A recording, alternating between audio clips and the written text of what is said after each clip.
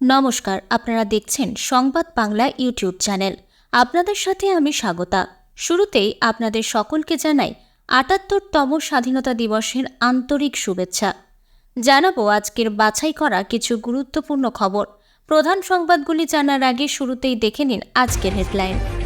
আরজি করে দুষ্কৃতীদের ব্যাপক তাণ্ডব, ভাঙচুর, তছনছ লণ্ডভণ্ড, পরবর্তীতে সক্রিয় পুলিশ। আরজি কর হাসপাতালে ভাঙচুর এবং হামলার ঘটনায় গ্রেপ্তার ৯ জন, খবর লালবাজার সূত্রে। বাংলাদেশের মতো সরকার ফেলবে, আমি ক্ষমতার মায়া করি না, পাল্টা হুঁশিয়ারি মমতার। বিচারের পরিবর্তে অভিযুক্তকে বাঁচানোর চেষ্টা, মমতার বিরুদ্ধে ব্যাট হাতে মাঠে রাহুল গান্ধী। আরজি কর কাণ্ডে বড় মন্তব্য নরেন্দ্র মোদীর, করলেন ৩টি বিরাট ঘোষণা।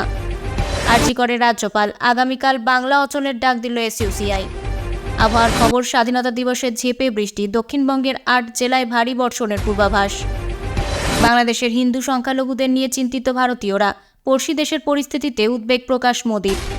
খবরের শুরুতেই কিছু গুরুত্বপূর্ণ সূচনা। প্রিয় দর্শক, আপনি যদি আমাদের চ্যানেলে নতুন হয়ে থাকেন তাহলে চ্যানেলটিকে সাবস্ক্রাইব করে পাশে থাকা বেল আইকনটি ক্লিক করে রাখুন পরবর্তী খবরের আপডেটগুলো সবার প্রথমে পেতে।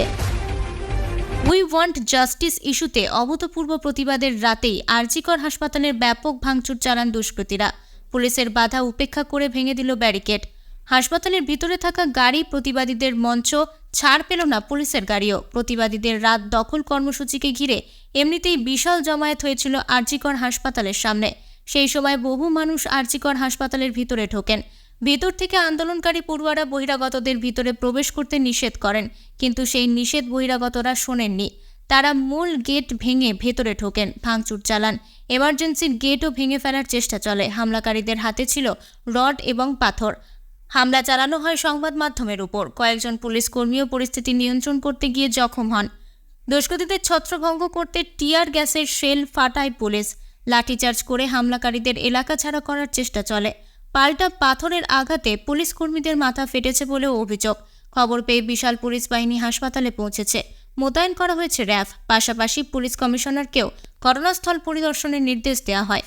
গোটা ঘটনায় রাজ্য সরকারকে একহাত নিয়েছেন রাজ্যের বিরোধী দলনেতা শুভেন্দু অধিকারী। তিনি বলেন, মমতা বন্দ্যোপাধ্যায় তার টিএমসি গুন্ডাদের আরজি কর মেডিকেল কলেজ ও হাসপাতালের কাছে অরাজনৈতিক প্রতিবাদ সমাবেশে পাঠিয়েছেন। তিনি মনে করেন যে তিনিই সমগ্র বিশ্বের সবচেয়ে বুদ্ধিমান ব্যক্তি এবং লোকেরা তার ধূর্ত পরিকল্পনাটি বের করতে পারবে না যে তার গুন্ডারা প্রতিবাদকারী সেজে উপস্থিত হয়ে জনতার সঙ্গে মিশে যাবে এবং আরজি কর মেডিকেল কলেজ ও হাসপাতালের ভিতরে ভাঙচুর চালাবে।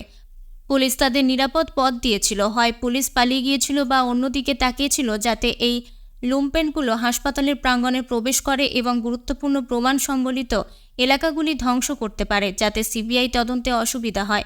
যেহেতু তারা বোকা টিএমসি গুন্ডা, তাই পরিকল্পনাটি ঠিকভাবে সম্পাদন করতে পারেনি। আর সেই কারণে আবাসিক ডাক্তার, পিজিটি এবং ইস্টার্নদের ধর্ণা মঞ্চ ভাঙচুর করেছে। সংহতি দেখাতে আসা কেউ কেন প্রতিবাদের কেন্দ্রকে ধ্বংস করবে? শেষ পর্যন্ত রাজ্য জুড়ে শান্তিপূর্ণভাবে বিক্ষোভ হয়েছে। কেন শুধু আরজি করে হিংসা ছড়ানো হলো? রাজ্য বিজেপি সভাপতি সুকান্ত মজুমদার সোশ্যাল মিডিয়ায় পোস্ট করেন, রাতের অন্ধকারে হাসপাতালে ঢুকে বহিরাগতদের তাণ্ডব লীলা দেখলে শিউরে উঠবেন। ১. এরা কারা?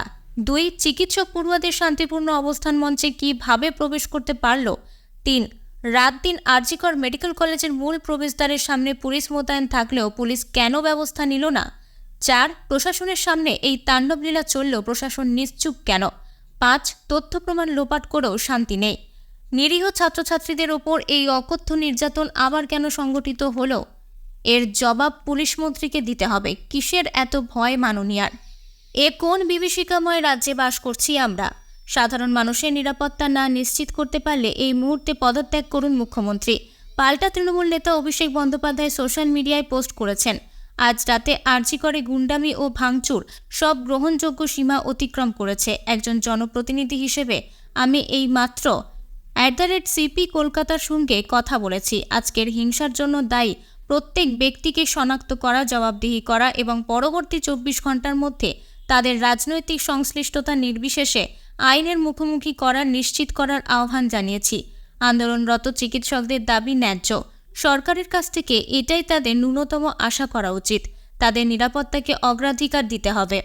প্রিয় দর্শক, আপনারা যদি চ্যানেলে নতুন হয়ে থাকেন চ্যানেলটিকে সাবস্ক্রাইব করে পাশের বেল আইকনটি অন করে রাখুন পরবর্তী খবরগুলো সবার আগে পাওয়ার জন্য আর.জি. কর হাসপাতালে ভাঙচুরের ঘটনায় জড়িত সন্দেহে গ্রেপ্তার করা হয়েছে 9 জনকে।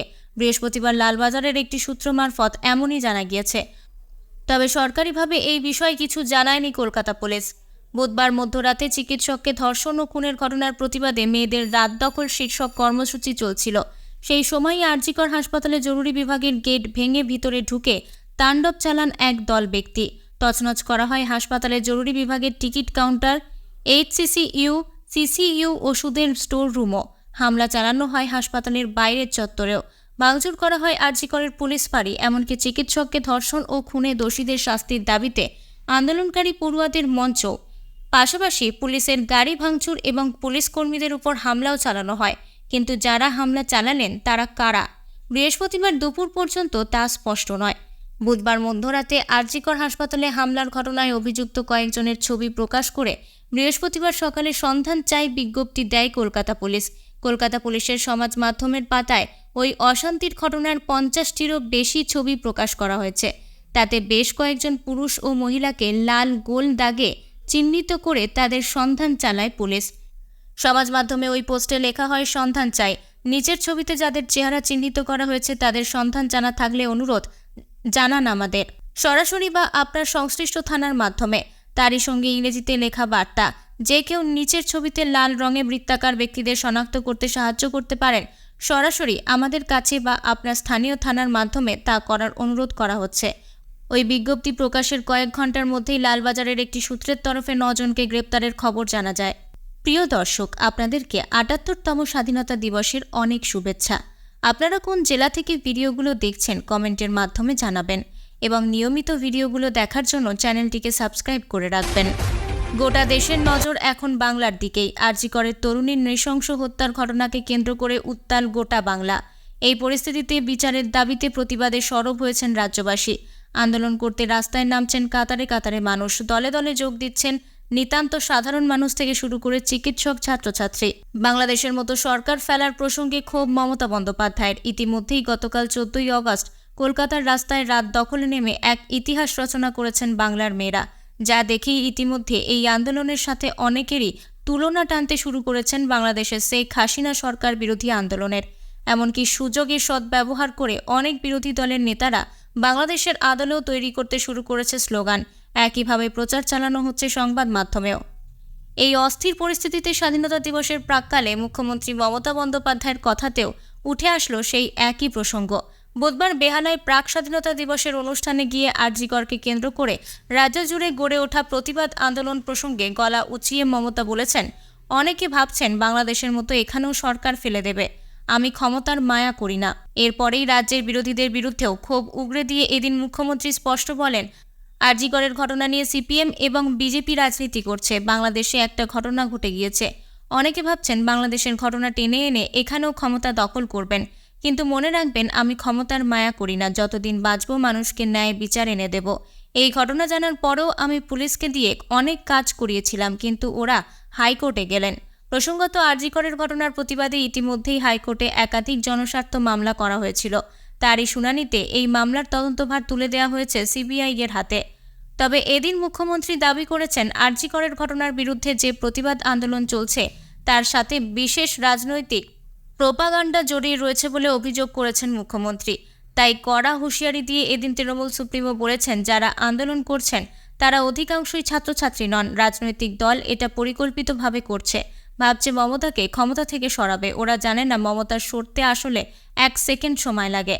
ঠিক যেভাবে আমি রেল থেকে সরে এসেছিলাম, অন্যায়ের কাছে আমি মাথা নত করি না, করব না। দরকার হলে মানুষের কাছে মাথা নত করব, কিন্তু কোনো রাজনৈতিক দলের কাছে নয়। বিচারের পরিবর্তে অভিযুক্তকে বাঁচানোর চেষ্টা। আর.জি. করে জুনিয়র চিকিৎসককে ধর্ষণ হত্যা নিয়ে গর্জে উঠলেন কংগ্রেস সাংসদ রাহুল গান্ধী। আর.জি. কর মেডিকেল কলেজ হাসপাতালে তরুণী চিকিৎসক ধর্ষণ খুনে উত্তাল রাজ্য। আর.জি. কর কাণ্ডের প্রতিবাদে আজ বুধবার 14ই আগস্ট কলকাতা সহ জেলায় জেলায় মেয়েরা রাতের দখল নাও শীর্ষক অভিযানের ডাক দেওয়া হয়েছে। পাশাপাশি চিকিৎসক হত্যার আঁচ পড়েছে ভিন রাজ্য। তরুণী চিকিৎসকদের মৃত্যুতে ক্ষোভে ফুঁসছেন গোটা দেশ। এবার এই নিয়ে গর্জে উঠলেন কংগ্রেস সাংসদ ও লোকসভার বিরোধী দলনেতা রাহুল গান্ধী। আর.জি. করে তরুণী চিকিৎসককে ধর্ষণ ও খুনের ঘটনায় কংগ্রেস নেতা রাহুল গান্ধী বলেছেন, কলকাতায় এক জুনিয়র ডাক্তারকে ধর্ষণ ও হত্যার নৃশংস ঘটনায় গোটা দেশ হতবাক। অভিযুক্তকে বাঁচানোর চেষ্টা হাসপাতাল এবং স্থানীয় প্রশাসনের উপর গুরুতর প্রশ্ন তুলেছে। নির্যাতিতার পরিবারকে যে কোনো মূল্যে বিচার পেতে হবে। আর.জি. কর হাসপাতালের ধর্ষণের ঘটনায় হতাশা প্রকাশ করে লোকসভার বিরোধী দলনেতা রাহুল গান্ধী বলেছেন, এই ধরনের ঘটনা চিকিৎসক সমাজ ও নারীদের মধ্যে নিরাপত্তাহীনতার পরিবেশ তৈরি করছে। তিনি আরও বলেন, এই মামলায় আসামিদের বাঁচানোর চেষ্টা হাসপাতাল ও স্থানীয় প্রশাসনের উপরও গুরুতর প্রশ্ন তুলেছে।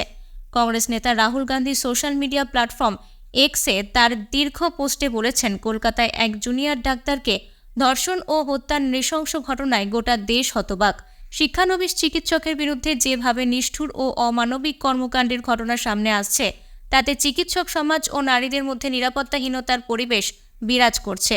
ন্যায় বিচারের পরিবর্তে মূল অভিযুক্তদের বাঁচানোর চেষ্টা একটি গুরুতর বিষয়। স্থানীয় প্রশাসনের নীরবতা নিয়েও প্রশ্ন তুলেছেন কংগ্রেস সাংসদ। তিনি আরও উল্লেখ করেছেন, এই ঘটনা আমাদের সবাইকে ভাবতে বাধ্য করেছে যে মেডিকেল কলেজের মতো জায়গায় যদি চিকিৎসকরা নিরাপদ না থাকে, তাহলে অভিভাবকরা কিসের ভিত্তিতে তাদের মেয়েদের পড়াশোনার উপর আস্থা রাখবেন?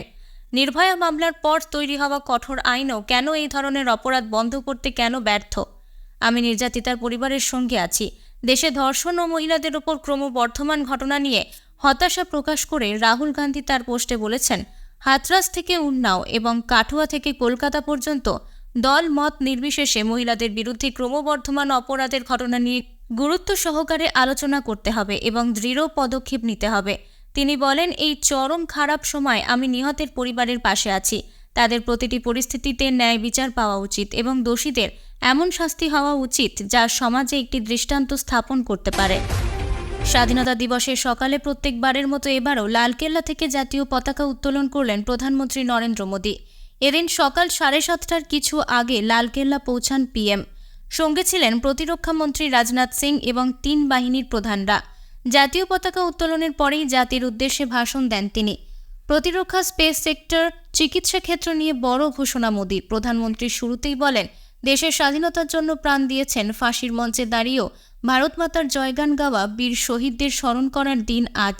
বর্তমানে কৃষক, মহিলা, যুব, দলিত সহ সকলকে নিয়ে দেশকে এগিয়ে নিয়ে যাওয়ার চেষ্টা চলছে।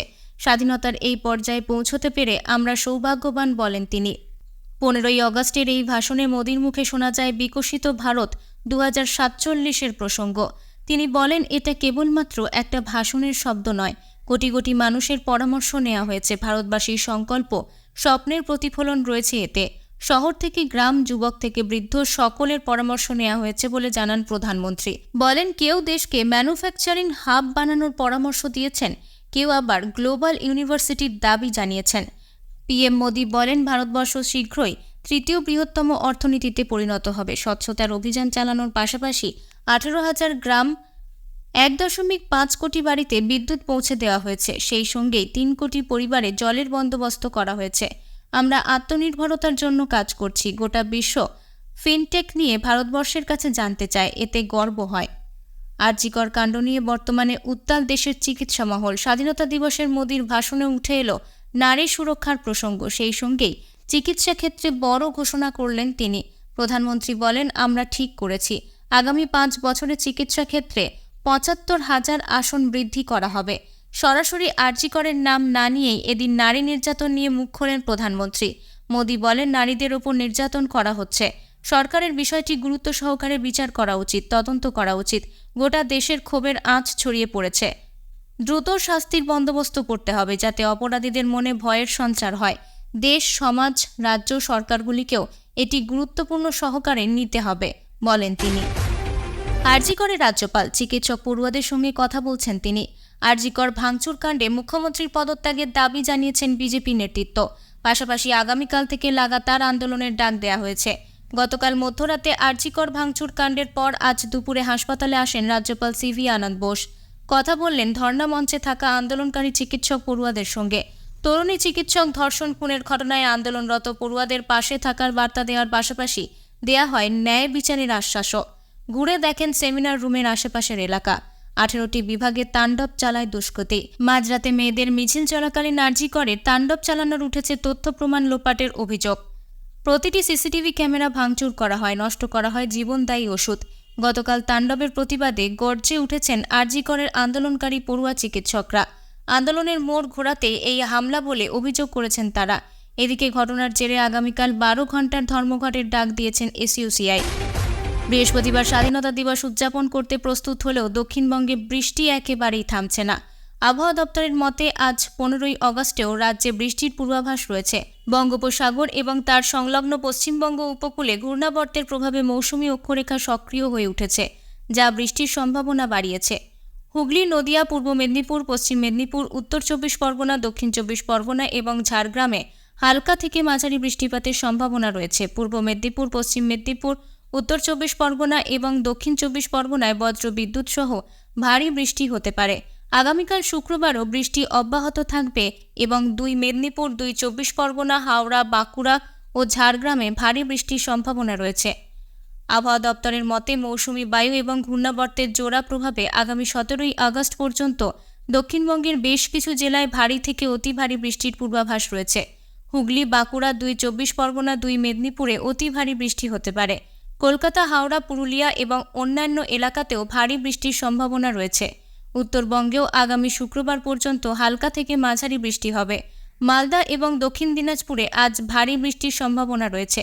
16ই আগস্টের মধ্যে কোচবিহার এবং দার্জিলিং বাদে উত্তরবঙ্গের অধিকাংশ জেলায় ভারী বৃষ্টির পূর্বাভাস দেওয়া হয়েছে। ৭৮তম স্বাধীনতা দিবসে লালকেল্লা থেকে জাতির উদ্দেশ্যে ভাষণে বাংলাদেশ প্রসঙ্গে মুখ খুললেন প্রধানমন্ত্রী নরেন্দ্র মোদী। বাংলাদেশের হিন্দু এবং অন্যান্য সংখ্যালঘুদের নিরাপত্তা নিয়ে 140 কোটি ভারতীয়দের উদ্বেগের কথা জানান তিনি। পাশাপাশি শান্তির বার্তা দিয়ে তিনি বলেন, প্রতিবেশী দেশগুলি যাতে সমৃদ্ধি ও শান্তির পথে হাঁটে তা সবসময় চায় ভারত। এদিন বাংলাদেশ প্রসঙ্গে প্রধানমন্ত্রী বলেন, বাংলাদেশে যা কিছু ঘটেছে তা নিয়ে উদ্বেগের বিষয়টি আমরা একটি প্রতিবেশী দেশ হিসেবে বুঝতে পারছি। আশা করছি যে সেখানকার পরিস্থিতি দ্রুত স্বাভাবিক হবে। বাংলাদেশের হিন্দু ও সংখ্যালঘুদের নিরাপত্তা নিয়ে চিন্তিত 140 কোটি ভারতীয়। তারা চাইছেন সে দেশের হিন্দু ও সংখ্যালঘুদের সুরক্ষা ও নিরাপত্তার দিকটি নিশ্চিত হোক। তিনি আরও বলেন, আগামী দিনেও ভারত তার বিকাশ যাত্রায় বাংলাদেশের জন্য শুভকামনা জানানো চালিয়ে যাবে, কারণ আমরা মানবজাতির কল্যাণের কথা চিন্তা করি। প্রসঙ্গত, জনগণের বিক্ষোভের মুখে পড়ে বাংলাদেশের প্রধানমন্ত্রী পদ থেকে ইস্তফা দিয়েছেন শেখ হাসিনা। বর্তমানে দেশ ছেড়ে এসে ভারতে নিরাপদ আশ্রয়ে রয়েছেন তিনি। কিন্তু হাসিনা সরকার ক্ষমতাচ্যুত হওয়ার পরই বাংলাদেশে হিন্দু সহ অন্যান্য সংখ্যালঘুদের উপর হামলার একাধিক ঘটনা সামনে এসেছে। হিন্দুদের বাড়িঘর ভাঙচুর, লুটপাট, অগ্নিসংযোগের মতো ঘটনা ঘটেছে। যদিও বাংলাদেশের নবগঠিত অন্তর্বর্তী সরকারের প্রধান উপদেষ্টা মোহাম্মদ ইউনূস সংখ্যালঘুদের নিরাপত্তার আহ্বান জানিয়েছেন, পাশাপাশি বাংলাদেশের পরিস্থিতি স্বাভাবিক করারও চেষ্টা চালাচ্ছেন তিনি। আজকের মতো এখানেই শেষ করছি। এই ছিল আজকের প্রধান খবর। এতক্ষণ আপনারা দেখছিলেন সংবাদ বাংলা ইউটিউব চ্যানেল। আবারও দেখা হবে নতুন খবরের সাথে। ধন্যবাদ।